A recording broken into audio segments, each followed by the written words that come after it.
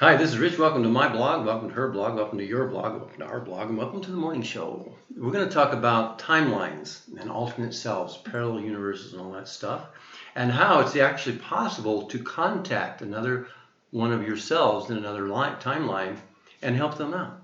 Okay. What inspired this video is one of our amazing viewers who just asked this question. Feather Duvet asked, she was sharing with us how she watched something about DNA from Andrew Bartz's, and then seeing us. Anyway, Feather has managed to contact a self from another timeline, which was trapped in a madhouse hospital, and Feather brought her out of there. Huge integration. And she asked us to talk about timelines and alternate lives and why we have so many of those. Yeah, why? Oh, thanks for asking. First of all, the simplicity of if a person, just average Joe or Jane, if they have great visualization skills, I mean, they have vivid imagery like this, it's possible to guide them. Focus, imagine this, or, look at this, look at that. To help them contact one of their other selves in another timeline, just like Feather has done here. It's not that hard. The tricky part is that, do people believe that they're really doing it? But what you can do is, okay, this has to do with that whole overself thing. Like say you're here in this world and you're fucked, and you wish your overself would fucking help you. Oh, Jesus, fuck, help, right? And you do everything, and it's still a piece of crap. It's just not happening. And then you get turn atheist on yourself. You fuck that, I don't believe in that shit. Has that ever happened to you? How about you? Have you ever? I never looked for higher self or any of those. Okay, good. Because here's the thing about the higher self. Become, you've heard this, a version of this, become the higher self you always wished you had. Okay? You get to imagine being the responsible being that you wish you were. Just imagine it. And if you have great visualization ability, you can really tune into this and go, okay, I am that imaginary, wonderful self. And when you think it, you create it. And if it's already there in some other realm, you've tuned into it. So it doesn't matter if you're creating it now or it was already here, this other aspect of yourself in another timeline, alternate universe. You imagine it and you're tuning into it. So now, you can then ask your higher self for help, but a better thing to do is imagine that there's another you that's in worse shape than you're in, and that you have the ability to help them, like a creator, wonder, overself being that you always imagine that, oh, wouldn't it be great if I had a higher self, help me, and they need to all fixed. So you tune in to this. If you have a feeling like there may be some other aspects of yourself that need help, I can guide you, or you can guide people into that state. And then with their vivid imagination, this is for people that have vivid imaginations and vivid imagery and stuff, they can tune in to another self in another alternate timeline and see what the tragedy is. And then you or I, or the being that is tuning in, can be that powerful overself for that other self. and you can help yourself out that's stuck in another timeline, having problems. And so you become the responsible being for the multidimensional aspects of yourself. Instead of waiting for some other part of you to do it, you be that part. And now, okay, I'll help myself out of all these situations. So you can just go like, let's say I'm all fucked up about this work subject. I wish I was making more money and stuff. And you go, well, okay, in another world, another timeline, what if that me had this problem? And in that realm, I'm like, I can be out of body and I'm the Overself. And I can fix that world for them. I can make things work for that self. And that's what I do. I just tune in. I go, okay. And you grab yourself by the neck and say, do what you love to do. It's going to work out for you.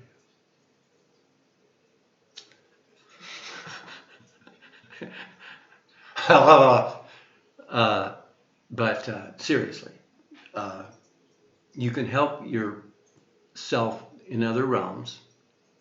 Maybe not the joking thing, but you can do it two ways. You can bring them out of that world. If you're in this world and you want to be out of this world, like have your out-of-body experience and never come back, then you can do that for other aspects of yourself over there. Say, hi, would you like to not be living in this lower dimensional plane and this density?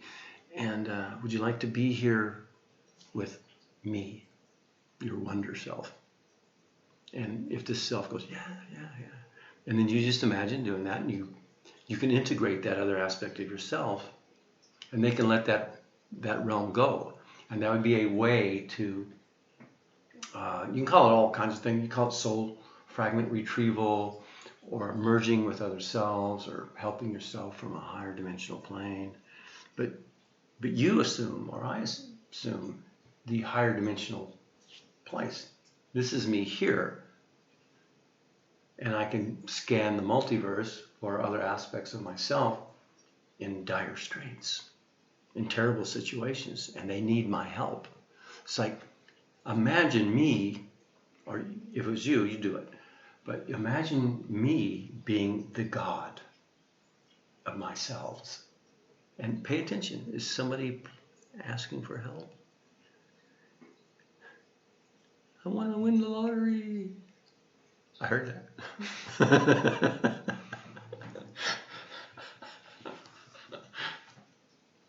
And you tune in, and you imagine them hitting the numbers, or you feed them the numbers, and then you tweak the machine, and you see them winning the lottery in their universe, not here, in their universe. And so it's a way to begin taking responsibility for the greatness that you really are, and the greatness that I am, and the greatness that you are. And in this way, we can tune into other timelines and help ourselves in that way. No, the reason it works is because while we're in this universe, we have agreed, we've made these soul contract agreements to be limited in so many different ways. And thus we live that. So to break free of our limitation here, we find our soul contracts, we get rid of those, and gradually we become more and more able and free and live the life we always wanted to live. But when we kind of tune in, especially with vivid imagination, you can tune into some aspect of yourself that's praying for help from its overself. Well, that's me. Tune in. We do not agree to the laws of physics in those realms. So as the overself, the God being in that realm, that self has agreed to the physics and the social structure and all this stuff about what they can do and cannot do as a being in that universe. But I don't have those limitations. So I can go into that universe and imagine tweaking the lottery machine and giving this guy, the numbers, the magic numbers, if that's what this other aspects of yourself is praying for. And you're the God, and you're going to answer somebody's prayers. Answer your own, bitch. Anyway, that's how I talk about it. That's how I make light of it, too. I see. I call things bitches. A lot of people, I picked that up somewhere along the way. It's funny. It's cute. So, yeah. I didn't leave a lot of room for you to talk in this yet. Have you had it? Yeah, poor thing. I know. Sorry. It's okay. Any thoughts? Well, the thing is, like, when it comes to that, like, question about timelines and the alternate lives and stuff like that, I pretty much watch what's up with me, because a lot of times our problems aren't necessarily from here, from this timeline, but after, like, also our past in different places. And when I go to body, it's usually, I don't know, I have like sort of automatics that I'm gonna tune into where my help is needed. So when I close my eyes at night, I'm not even trying to get out of the body. It's like I'm used to getting out, so it's like I just like assume that I'm gonna get out or whatever. Like I just don't work at it. So I close my eyes, I fall asleep, and I go out of body, and I wake up already in a place where, like, I can be like, oh look, what's this? And I have a body, or I'm a conscious point of view, and I'm looking through the place. And a lot of times I end up being in spaceships and underground bases and like other like lives and realms and planets. And one of the experiences that I like really got the memory of, or like that sort of like seems to stand out, is being like on sort of planet where everything sort of seems like weird, like it's not natural. And I got to go into the underground bases and basically like. Funny enough, with this sort of usual thing, I found out billions and billions of these tubes with people in them. And I see myself in a tube, I see you, I see people I know. It's basically every single one here on Earth has a copy in that tube. And like it's in the liquid, like we're there. But what happens is that those astral bodies of us, like we can go out of body or like go into the astral projection, and entities can kidnap us and store us over there. So we might delete our memories, and we're like, oh, I just woke up, like, oh, cool. And people wake up without realizing that something happened during the night, and our memories are deleted, but like that body is there, it's captured. And we're just like, okay, I'll just do another astral projection, and they go out, not realizing that one of our bodies is like kidnapped. So what happens is that body is being injected with all kinds of implants, liquids, thoughts, and like they do all kinds of experiments. And sometimes, like I would even like wake up and like see them stamping me or like leaving a scar. And I wake up and there's a scar on my hand. I'm like, what the fuck? In the physical world? Yes. Yeah. And I noticed like quite a few times when I would have like sort of weird looking things out there, like like I don't remember being abducted or anything, but here it is. I haven't did anything throughout the night to have that kind of weird looking like octagon looking thing on my hand. I'm like, what the hell? And so I go to body and I find the body and like, here I am. I see myself on a table, like they're sort of injecting things in me, putting implants, putting thoughts, putting a case where like from now on I'm going to be triggered to the certain things. And I see them doing it to me and through the billions of bodies of those who are abducted. And, like, okay, this is just one case. And I can free myself from that, and then I did. I freed everyone, like destroyed the place, and like all of those bodies like got merged with their real selves after the cleanse, like after all those implants. And all of a sudden I wake up, and like after a few weeks, that thing is gone. And it stayed there for quite a while, like like all those like marks and stuff. And now it's all gone. My case seems better, but that's just one life. That's just one astral body, and you can imagine of all the possibilities, because like we are souls, like we are simultaneously experiencing life in like lots of different realms. And out there, I've had souls where that were like being messed with. I've had like my sort of consciousness sister being messed with, and I like literally had to go into a spaceship and like free her from the archons and being messed with. And then I got to merge with her, like, and with all these experiences, what I'm experiencing is that like all those bodies are being messed with in lots of ways. They have implants, they are like being messed with, and physically they have their case, they react to the world differently. But the thing is, when they are messed with and they react, I feel it. This physical body picks it up. So I can have a nice day, and all of a sudden this sort of negative wave comes down to me, like I haven't done anything to trigger myself. I haven't experienced anything bad, and here I am enjoying my game, for example, or listening to music, and all of a sudden, like, it comes, like, and I'm crying, and I don't know what the hell's going on. And I got out of the body and sort of, like, time traveled back, and I see what's going on to my body, so, like, how they're being tortured, how they're being killed off, how they're being, like, all those things, like, happening, and I'm like, that explains a lot, like, or you can see your loved ones being killed in that life, and, like, a lot of things can happen.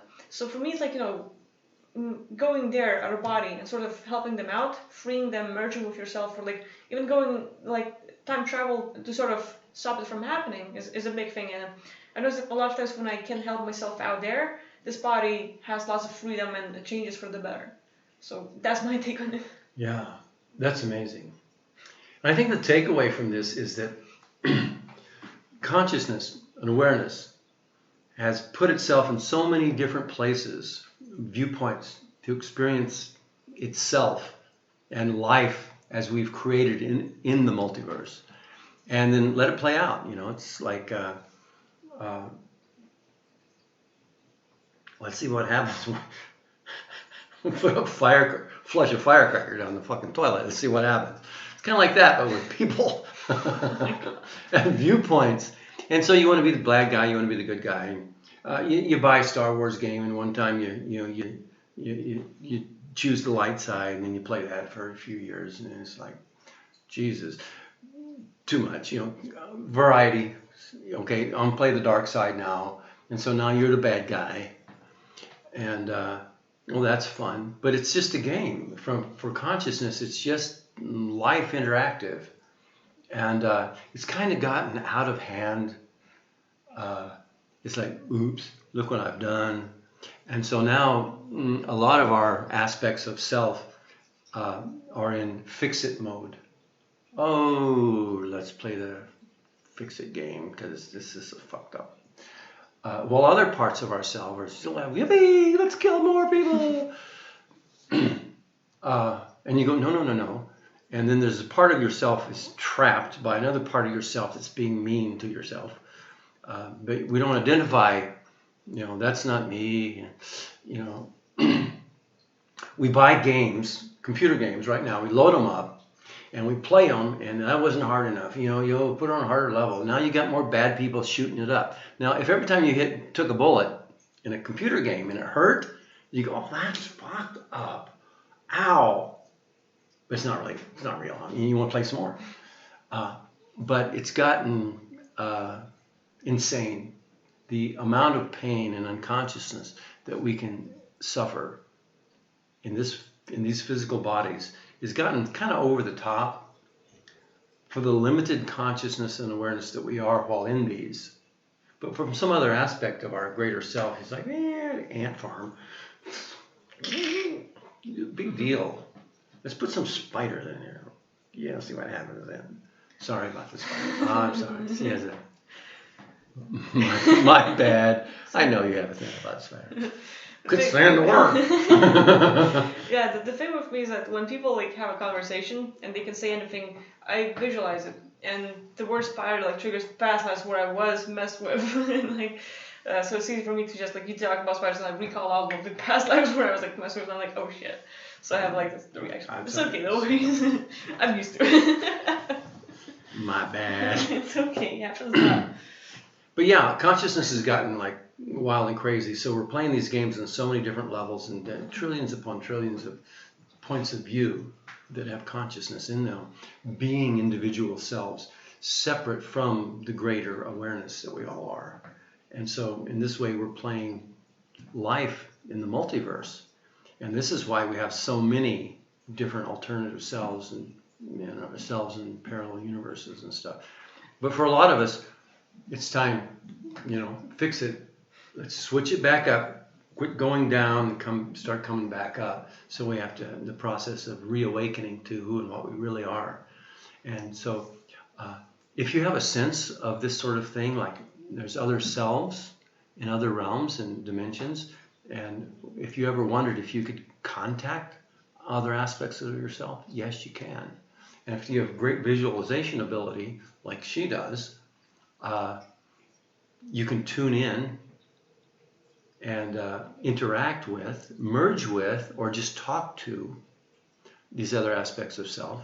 And you can go on that, hero trip and start helping other aspects of yourself as a higher self with great, the abilities of a genie in a bottle sort of thing. You got to just, and you can help yourself in other realms that way.